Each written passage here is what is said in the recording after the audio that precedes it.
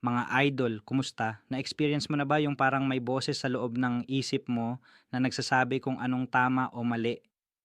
Minsan, tahimik lang siya, pero ramdam mo na nandyan siya. Ang tawag diyan, inner voice. Pero ang tanong, sino nga ba siya? At bakit minsan, siya rin ang dahilan kung bakit naguguluhan tayo? Araw-araw, daan-daan ang desisyong ginagawa natin. Mula sa simpleng babangon ba ako hanggang sa susundin ko ba ang pangarap ko? At bago tayo magdesisyon, may boses sa loob na bumubulong. Gawin mo yan. O wag mo na lang ituloy. Ang iba tinatawag itong intuition, ang iba naman conscience.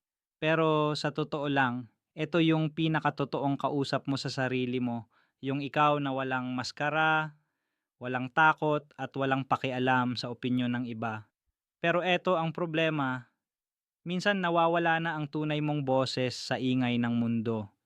Social media, opinyon ng ibang tao, expectations ng pamilya, hanggang sa hindi mo na alam kung ikaw pa ba yung nagdedesisyon o sila na. Kaya mahalaga ang katahimikan, yung oras na ikaw lang at ang isip mo.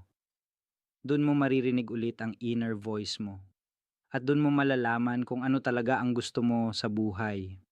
Ang inner voice mo ay hindi kalaban, ito ang gabay mo. Pero para marinig mo siya, kailangan mo munang tumahimik. Minsan kailangan mong humiwalay sa ingay ng mundo para marinig ang sarili mong katotohanan. Kasi sa dulo, hindi mo kailangang sundin ang sinasabi ng lahat. Ang mahalaga, marinig mo kung ano ang sinasabi ng sarili mong puso. Makinig sa loob, baka doon mo matagpuan ang sagot na matagal mo nang hinahanap. Thank you for making it this far. Please consider following, liking, sharing, and subscribing. It helps me a lot. Also, please leave a comment with your location so I know where this video has reached. I will read them all sincerely.